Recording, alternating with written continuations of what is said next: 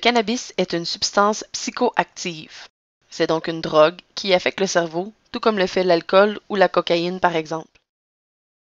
C'est un produit de la plante Cannabis sativa ou Cannabis indica.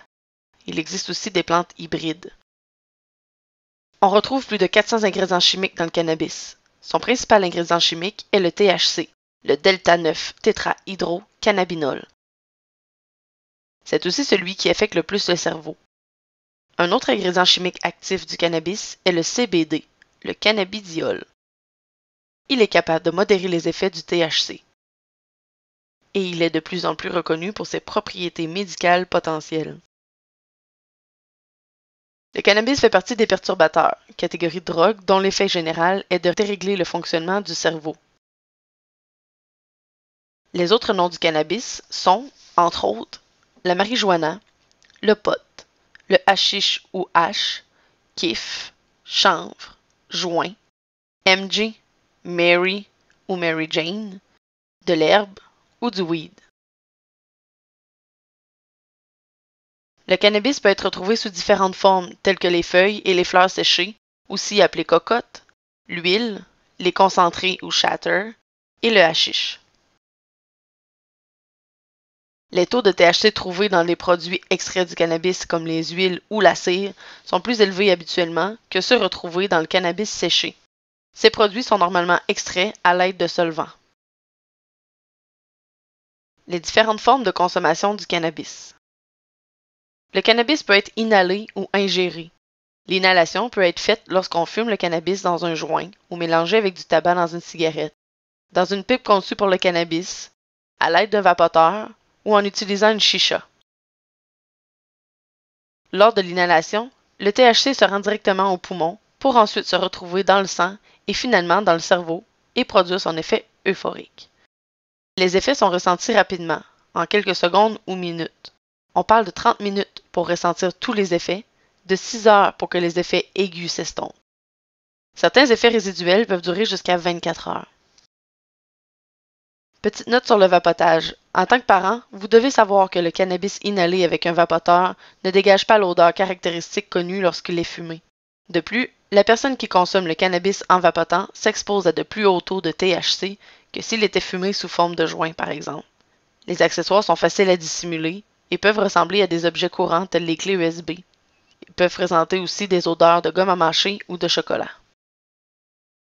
L'ingestion de cannabis peut se faire de deux façons, soit en le mangeant ou en le buvant. Avec la légalisation du cannabis sont arrivés plusieurs dérivés, que ce soit des atomiseurs oraux, une boisson comme du thé ou de l'alcool, ou même en gomme à mâcher.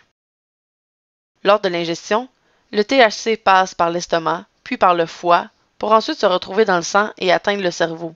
Les effets du cannabis sont donc retardés par rapport à l'inhalation. On peut compter 30 minutes à 2 heures pour commencer à ressentir certains effets, 4 heures pour ressentir tous les effets et jusqu'à 12 heures pour que les effets aigus s'estompent. Certains effets résiduels peuvent durer jusqu'à 24 heures. Petite note sur l'ingestion. Comparativement au cannabis inhalé, les effets du cannabis ingéré sont plus imprévisibles et incitent à surconsommer à cause du retard d'apparition des symptômes.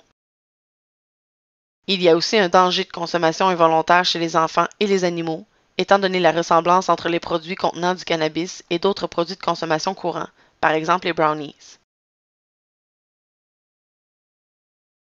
Un produit a récemment fait son apparition sous le nom de Spice et est vendu comme étant du cannabis synthétique, aussi connu sous le nom de K2, Fake Weed, Yucatan Fire, Skunk, Mojo, Scooby Snacks, Black Mamba, Annihilation et Moon Rocks.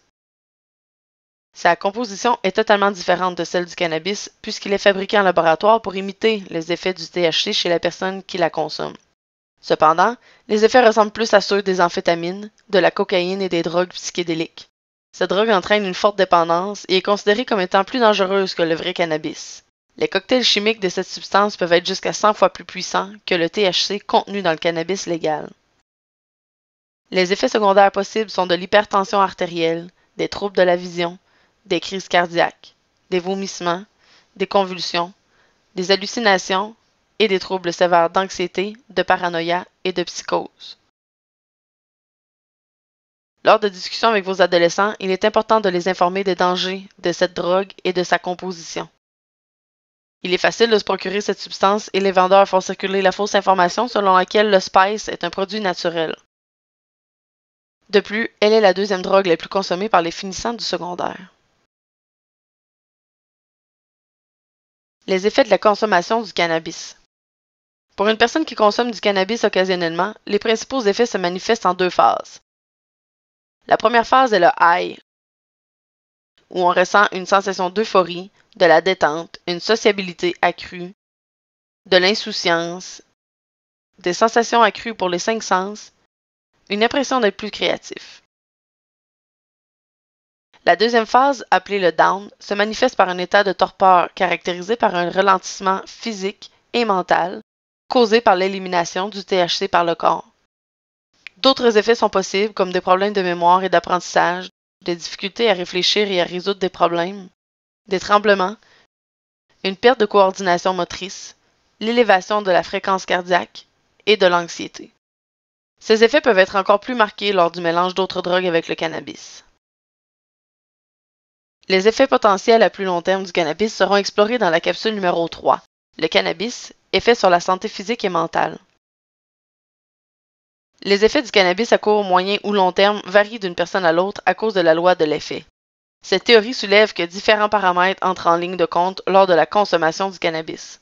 Entre autres, l'individu, l'environnement et le produit feront que chaque consommation sera différente et les effets difficiles à prévoir. Profil des consommateurs de cannabis.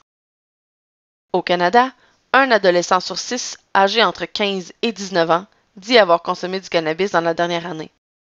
De plus, on dénombre 2 fois plus d'adolescents que d'adultes chez les personnes qui consomment du cannabis. Les garçons consomment aussi plus que les filles, quoique ces données soient plus marquées chez les adultes que chez les adolescents. 80% des consommateurs de cannabis ont mentionné avoir inhalé ou fumé du cannabis. C'est donc dire que c'est la forme la plus fréquente de consommation de cette substance. Viennent ensuite l'ingestion, pour 34% des jeunes, le vapotage, chez 30%, ensuite le dabbing, pour 22%, et les produits alcoolisés contenant du cannabis, pour 14% des adolescents qui ont consommé du cannabis. Comme vous pouvez le constater, les personnes qui consomment du cannabis utilisent plusieurs méthodes de consommation. Pourquoi les adolescents consomment-ils du cannabis? Il n'y a pas de raison précise qui explique la consommation des adolescents, mais en voici quelques-unes, nommées par ceux-ci, qui sembleraient les inciter à consommer. Par curiosité, pour le plaisir et les effets qu'il procure, pour socialiser, parce que c'est un moyen de s'intégrer dans un groupe social, parce que tout le monde le fait, pour s'automédicamenter.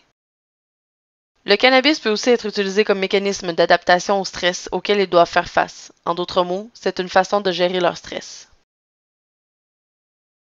Voilà, c'est tout pour cette capsule. Nous espérons qu'elle vous aura été utile. Vous pouvez aussi visionner les 3 autres capsules d'informations sur le cannabis.